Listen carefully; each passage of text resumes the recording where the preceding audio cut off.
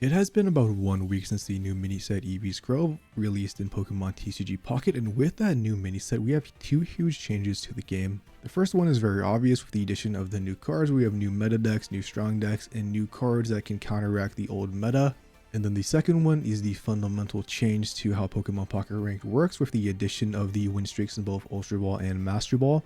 While consistency is still valued because obviously you will gain more if you win more than you lose, the main goal for rank now is actually just to go on big win streaks because you will gain a lot of points with the addition of the win streak bonus. Yo, what is going on today, guys? We're back here for another video. So like I said in the intro, it has been about a week since the new mini set. We have a bunch of new decks from the mini set that are actually good and top contenders in the meta. And we also have a bunch of old decks that are still very strong. So I'm just going to give you guys the best decks for ranked. And you pick the one that you might think is the best. You think you might pick the one that you actually have available. And then you could choose which ones you play from there. And then hopefully you can achieve whatever goal you are aiming towards playing ranked in Pokemon Pocket. And just to speed things up for this initial part, because these are the same decks that have been meta relevant since last season, I'm just going to take some of these decks and basically spend less time talking about them. So Buzzwole is still a very strong deck. It is still the deck that has everything: a Bench Sniper, Access to Cyrus, Erica, Guzma, and Lusamine. With Celesteela has the swap power. It is still a very strong deck, although it does have more counterplay because there are better cards with the addition of Flareon, and just fire decks just in general getting better. Obviously, fire beats grass at the end of the day. So Buzzwole has less good matchups, and also Sylveon, Greninja, Giratina is pretty evenish probably about it. But this is just one example that did very good in the Earthseason tournament. Like I said, some of these ratios can always change. Like this guy's playing a giant cape, traditionally you could play like a leaf cape as well. You could add that in. This person is playing Repel, you could take this out, add a Sabrina. Like some of these changes, it kind of just depends on what you are playing against, because obviously Repel can be good if you're playing against mirror matches and stuff like Guzzlord, or you can disrupt an early EV in the active spot. This person has red. Some people don't play red. They play 2 Cyruses. Some people play 2 Ericas. Some people play 2 Kartanas. Buzz is just doing the same thing it's been doing, just has worse matchups now. Darkrai, Giratina, Poison is another deck that is still meta relevant. This deck is basically the same that it's been doing. You have the Nihilego, you have the Poison Barbs down here. Some people play 1 Rocky Helmet as well as the Poison Barb. Some people choose the Giant Cape to actually let your Giratina or Darkrai live a hit that it usually would not. But besides that, the list is still the exact same as last season. You have Darkrai, Giratina, which if you've been playing the game since the first season of Ranked, you know how dominant this deck has been in the meta. And although it's obviously not the top 1 deck, it is still highly represented and it is still being seen a lot. And it's just a very consistent deck, as you only have 2 very strong basic EX Pokemon. Then we have Solgaleo. Solgaleo actually has a new card. A lot of people are favoring to play Leftovers because Leftovers does heal you 10 at the end of your turn. This basically counteracts the Solgaleo's downsides to Soul Breaker, which actually, obviously you deal 10 damage to yourself. So with the Leftovers, you actually take no damage from attacking. This deck still loses Oricorio. Some people do choose to run a tech. The tech options are usually stuff like Magnezone is one of the main tech options because it does do 80 damage to Oricorio, as Oricorio obviously has the ability to not take damage from EX Pokemon. Or there are some builds that do play Decimate Necrozma. It does take 1 more energy, but does do a constant 100 damage with 110 HP instead of Magnernia's lower. But this deck is also very strong because Solgaleo does obviously it's the metal type, and Sylveon is weak to metal, so it actually can one-shot Sylveon as long as Sylveon doesn't have a giant cape. Or that's why most decks nowadays do 1 red, because they want to guarantee that Sylveon is one of the most popular, if not the most popular card in every single new meta deck. Silvally Rampardos is another strong deck. Silvally, if you go second, you can easily knock out these EVs in the active spot, or just do the same thing as Silvally, do high amounts of damage, 110 HP. Sometimes you can't get KO'd right away. And then Rampardos for that 130 big damage.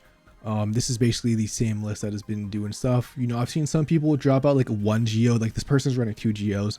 Geo is nice for the same thing as Solgaleo. Solgaleo, you have red in case a Sylveon has a giant cape. Obviously, Rampardos with a Geo can knock out a Sylveon at 140 HP if it doesn't have a giant cape. Also, you could also knock out a fellow Silvally with a Silvally. So some people choose to run 2 Geos to have the consistent in the mirror matches and for some stuff in the meta, while some choose to take a Geo out for another support card. Another Silvally deck that is still played a lot is going to be Silvally Oricorio's Aurora. This one is better going first because you have access to Dawn. It has the Oricorios for those EX matchups, so this one is very probably the best Silvally variant into Solgaleo, and obviously stuff like Charizard as well. You have the Geo Pokemon Center Lady, the 2 Pokeballs, and then the 1 Giant Cape down here. The Giant Cape is also good to let Oricorio live something like multiple Cortana attacks. And then obviously for Silvally to actually let you live something like a Solgaleo attack in case you don't have the Oricorio or something that does 120 damage, such as like a Guzzlord. Next up, we still have the Guzzlord deck. So Guzzlord is actually being played way more than I feel like last season. I feel like last season it was an alright deck that people were playing, but it wasn't like super represented. I feel like Guzzlord has like a pretty decent matchup into a lot of the new decks, so I'm seeing a lot more Guzzlord than last season, especially this version of how Naganadel has the 2 Poison Barbs, has the Sabrina, Cyrus, the Mars, Pokemon Center Lady, because we are not playing the Naganadels, has a lot of access to other cards of the Guzmas, and then the stuff like the Rocky Helmets for the additional chip damage, so whenever Nihilego or Guzzlord does go in for an attack, you're probably going to be one-shotting stuff. I also still have my Naganadel version that I wanted to include because I was playing this in Ranked. I do still think this is good because it is so good against all of the decks. The only downside is I think this version can be bad against these new decks, especially like Sylveon Giratina if you don't get Naganadel early, which is something I should note. I think this deck actually is pretty bad into Giratina, Sylveon, Greninja. We will get into that deck later, just because, you know, 2 Greninja snipes and then Giratina can, with Osiris, can knock out Guzzlord. But I still think this was cool. I was having, you know, success on a Ranked, at least still with this version. I think the other version is better, but I just like the Naganadel version personally, and I was still found it was doing all right. Definitely has more weaknesses, but it still does good against the Silvally decks, that especially Silvally Rampardos, which was very represented, although that is kind of falling off at the moment. And now let's actually go into the new decks that the mini set brought. So now starting off with the new decks, we're going to be showcasing off all these strong fire decks that finally made a resurgence in the meta. No longer only carried by really Charizard, there's actually other fire decks in the meta, which I think is very cool because we really needed it to wall off a Buzzwole. I'm so sick of that deck. Thank you, Flareon, for existing. Anyways, with the addition of Flareon, we have a fire type that can ramp itself on the bench using discarded fire energy, which means all you have to do is have one energy on Flareon, and then obviously something in the discard when you do go in on the turn, and then you can do 130 damage, which does 150 damage to both Buzzwole and Solgaleo, which also, another thing cool about Flareon is that it is very good into Solgaleo because you could either combine it with some EV bags or a red and do a lot of damage. So I feel like the most common variant of Flareon, like a solo Flareon build, is going to be Turtonator. Obviously Turtonator is very strong with Kiawe. It discards energy, which makes it a perfect partner of Flareon, because the bad thing about Turtonator, bro, in previous seasons, the only real partner it had was it had like Soak Charizard for a little bit, and then also Incineroar. But it was kind of bad because like nothing could really ramp itself up. Like for example, like Turtonator would have to die, then you would have to stoke on Charizard, and they could already have something set up because they could take advantage of Turtonator being stuck in the active spot. Or Flareon does not have that problem. It could ramp itself up as Turtonator keeps on attacking. And yeah, this is like kind of like a build, you know, the Pokemon Center Ladies and the EV bags to heal up the damage on Flareon. So 1, you don't actually die after attacking, and then 2, you don't get Cyrus in after charging up energy, as you do damage to yourself when you do charge up. You also have the Rocky Helmet you can put on Turtonator, so when Flareon does come in, you can like basically guarantee something's gonna die. You know, with the combination of the EV bags and the red, dude, it's just crazy damage that Flareon can output. And then obviously Turtonator is broken on like turn 1 or 2 with Kiawe. So remember how I mentioned streaking bonuses? Incineroar is probably the most streaker deck. Like this deck is not that good in tournaments. It actually has very poor results, but in ranked it is actually very strong, and top 10 players have been using this list. So real quick before I get into it, some people were playing this Torkoal with the 2 energy to deal for Oricorio, as obviously otherwise this deck would have a hard time beating it. So, you know, you have a little bit more consistency, you know, if that Torkoal plus you don't damage yourself. But you could always use the other one, which I've seen a lot of people do use as well for the 40 damage, you know, like turn 2 if you do go first. So it's kind of up to you, like personal preference for which Torkoal you want to play. But because with the addition of Howl, Incineroar, if you do go first and you have Rare Candy, How in like Rare Candy and like the God Roll, bro, you could actually do 80 damage. So Incineroar is essentially, with the combination of How on turn 2, if you do go first, is actually going to be an Executor landing a heads that has a higher power potential because you have access to stuff like both Lily and a stronger attack later game, making Incineroar a huge threat in a very good card. Like this deck basically wants to just high roll Incineroar, go on a streak, get a bunch of points, and then it doesn't matter if you lose if you just keep going on a lot of winning streaks, high rolling. That's why you have stuff like Pokemon Magnezone to increase the consistency, as you know we only have Incineroar in the deck. And then a new version of Charizard is out, so people basically have dropped Silvally Charizard because, you know, Silvally Charizard wasn't the best version of Charizard because it was always weird because you had the Silvally engine, which wasn't that good because like the Charizard engine couldn't run a lot of support cards. And then Charizard, you know, you can have the consistency. Like the only real synergy they had was Gladion, like thinning out the deck for the type nulls and this, or like, yeah, like Gladion thinning out the deck for the type nulls or the Silvallis to make it easier to hopefully draw into Rare Candy or Charizard. But like Charizard late game isn't that big of a threat sometimes because decks can't set up and basically easily beat it. With Sylveon drawing 2 cards, you could hopefully speedrun into Charizard and find on your first or second turn, which is a very cool thing about Sylveon. Obviously, Sylveon can't attack. This is a pure fire energy deck. And because obviously Sylveon evolves from Eevee, you're able to play the Genetic Apex Flareon because you know this is a fire energy deck that actually end up beating Oricorio. You still probably will lose to it a lot of times, but you actually do have an out sometimes and can't beat it, which it was previously like an unwinnable matchups in non-Silvally Charizard decks. Then besides that, you know, just Mars, Sabrina, Lily, the rare candies, the giant cape, and this Eevee, also the Eevee I didn't even mention can also draw and thin out the deck, which helps you also find the Charizard / rare candies, which is very cool synergy with the new addition to Sylveon. Yeah, so it's basically just a Turbo Charizard deck, bro, and we all know how strong Genetic Apex, but Shining Reverie Charizard has been ever since its release. And if you don't have Kiawe or Turtonator because you didn't play the game, there is also a Torkoal version of Flareon, although it is not that played that much. People just honestly prefer the Kiawe Turtonator one, in my personal opinion. I feel like I played against that one the most. But Torkoal is another card that has 2 energy for fire, so you know you don't need Kiawe to actually attack with Torkoal, and obviously it does discard, so it does synergize with Flareon. It is basically a budget version, I would say. Or in some cases it could be better because without Kiawe, Turtonator actually can be a massive downside. So you know with Torkoal you actually have the consistency. This deck is choosing to run an X speed because you know Torkoal does discard a card. Sometimes you might want to actually retreat Torkoal, but then you might not have the energy enough to attack with Flareon, so the X speed helps you swap out, which I think is very cool. Or maybe you start with an EV lead. You want to put the energy on Torkoal to actually attack, so you can swap out the Eevee for free. And then we just have stuff like the Pokemon because we're only playing 6 Pokemon to actually find the Flareons when we do need them. Yeah, so like I said, bro, it's just a cool another Flareon version that is pretty strong. There's also Flareon Silvally. You know, Silvally is just Silvally and then Flareon because, you know, you don't need to actually put that much energy on it. You just can be an additional attacker as a late game for the Silvally decks.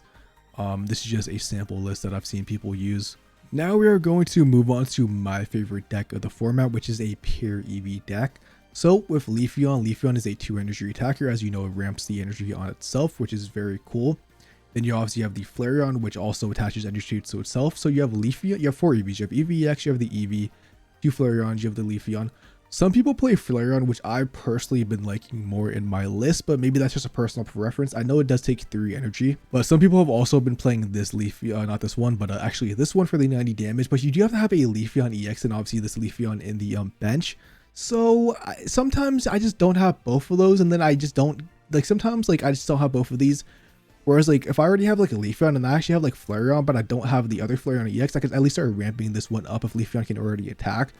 Also, the 120 HP is nice to live Magnezone, which is commonly an Oricorio partner, which is why the Flareon is in the deck to beat the Oricorios.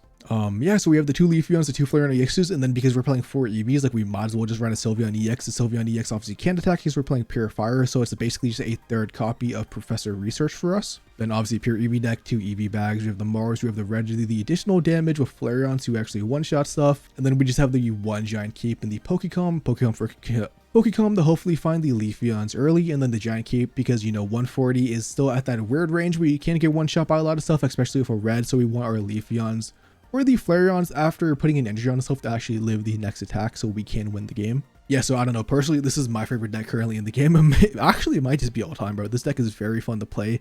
It's what I've had the most success with, and dude, it's just like it feels like a Yu-Gi-Oh deck because it's like an archetype. It's like an archetype that fits well together because you have Sylveon for the draws, Leafeon and then Flareon both ramp its energy up. Then you have the Flareon tech for the Oricorio, which is actually pretty common nowadays. So it's just like I don't know, dude, it just feels so fun to play. And we also have another Sylveon deck, which is going to be Sylveon Magnezone. So it's just a Magnezone deck. We have Sylveon here. Obviously we can't attack because Magnezone does ramp itself up. So this is pure Psychic. You could play Psychic and Electric. I personally would not because I would be too scared of never seeing Psychic, so I can never attack with Sylveon. But it's just for Professor Research's Magnezone decks with an attacker. It's just a pretty cool deck. That's also pretty good because, you know, Magnezone is very strong into Silvally, which is still being played a lot. Magnezone is also good in stuff like Soul, Buzz, and, you know, can one-shot stuff like Greninja, which is very popular right now. And then because we're only running 2, 4, 6, 8, 10 Pokemon, we have a lot of room for support cards. So we have the Pokecoms, you know, to find the Magnetons early. in case the Sylveon drawing power isn't enough. Then we just have like stuff like Mars, Guzma, Cyrus, Sabrina, these standard stuff in these type of decks. And before we get into the possible best decks of the format, I am 6 away from 1000. I would greatly appreciate if you guys would like to sub. I do daily Pokemon TCG content. I also stream at least like 2-3 times a week. So if you would like to help your boy out, I would greatly appreciate it. If not, thank you just for making it this far in the video and watching. And now let's get into the possible strongest deck currently of this format. Greninja, Sylveon, Giratina, the winner of the Ursi's Day. So this deck can be played a variety of ways. You definitely want to play 2 Cyruses, but 2 Cyruses is a must in every single Greninja deck list, because not only do you want to see it, you actually want to be able to use it multiple times, defensively, offensively, whatever you need the Cyrus for, it is there. This is both water and psychic, so sometimes you can break with energy, bro, which is a downside, but you always could please play pure psychic if you really wanted to. The Greninja is definitely nice to attack with, so you do want the option. But if you don't want to run the downside, you could always try pure psychic, and if it doesn't work, you can just simply go back to both water and psychic. You have the Giratinas, you have the Sylveons to actually draw into the Greninja / rare candies. You have the Eevee to also draw, so you could hopefully with the Sylveons or in the Professor Researchers find Giratina and the Greninjas early and then cook stuff. The deck just goes through the deck very fast. You have stuff like the red card, so you could theoretically press a research into a Sylveon into a red card, and then red card your opponent, and then hopefully stall long enough, get the Giratina set up with the Greninjas, and then Cyrus, whatever their boss monster is, knock it off Giratina, and then you should hopefully win the game like that. There's also another version of this deck that is very similar to a previous deck. It's basically a combination of Oricorio, Greninja, Giratina with Sylveon. So the number 1 EU player actually, like, he's currently top 10. I think actually might be top 5 last time I checked it, or maybe like top 6. But they are using 2 Oricorios in this deck. And they were playing an Iridite and a Cyrus. Obviously let Oricorio live those matchups where like Oricorio can actually take damage. But this is currently one of the strongest decks in the format. Both of them are very good. It kind of depends, because obviously Oricorio walls off the EX Pokemon. If you're running into a lot of those, you could play Oricorio. And if you're not, you could play the non-Oricorio version, but this one only plays 1 Eevee and 1 Sylveon. It's literally just there for basically the draw 2 cards and sometimes a draw with it. Because this is going to be water and electric, which means Sylveon actually will not be able to attack. You have the Pokemon for the added consistency to hopefully find the Greninjas or the Sylveons when you do need to draw a card. And then because we are playing more Pokemon, we have less supporters. They are only playing 1 Cyrus. You could technically cut out the Irida probably for a Cyrus, but the Irida is pretty nice to be able to use on Oricorio to live more like Darkrai pings or like Incineroar burns, for example. Anyways, that does it for all these strong decks in Pokemon TCG Pocket ranked currently at the moment. There are probably like a few I missed, dude, but these are like the strongest of the strong that I wanted to give to you guys. So I hope you can take these deck lists and get whatever you are achieving and hit that goal you are achieving for a rank, whether that be top 10k, top 5k, or just top 1k. Anyways, if you made it this far, dude, peace out, have a lovely day, and thank you for watching, and let me know how I did in the comments.